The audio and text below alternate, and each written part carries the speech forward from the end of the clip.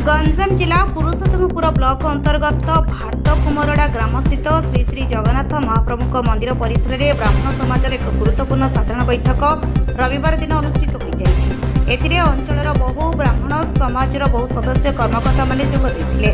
प्रथमे ब्राह्मण समाजर कार्यकारिणी सदस्य माने मनोनीत होइतिबा समरेंद्र दास, सुरेंद्र चंद्र दास, विजय चंद दास और सुबल सामंतरा 19 जन सदस्य और कर्मकर्ता मानकु नै निर्वाचन करा। मनोनीत होइतिबा उपदेष्टा भावे समरेंद्र दास, सभापति भावे सुरेंद्र चंद दास, उपसभापति शिवराम दास, शैलेंद्र कुमार दास, कोषाध्यक्ष सुनील कुमार दास कालिया, संपादक विमल कुमार दास, संयोजक दिलीप कुमार दास, कलेश चंद्र पंडा सह संयोजक प्रताप कुमार दास मनोनीत होइतिले।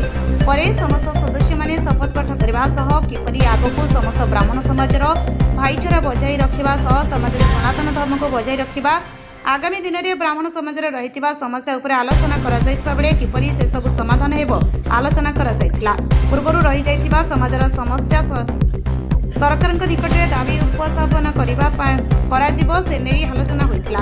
एथिरे रामकृष्ण पंडा, भास्कर दास, बाबुला पंडा, प्रमोद कुमार दास, नयन पाणिग्राही, प्रसन्न दास, प्रफुल्ल पंडा, बलराम पंडा समेत अंचल बहु ब्राह्मण समाजर कर्मकर्ता माने उपस्थित रही। साउथ ब्यूरो चीफ शरद चंद्र नंदन रिपोर्ट, आवाज ओडिशा।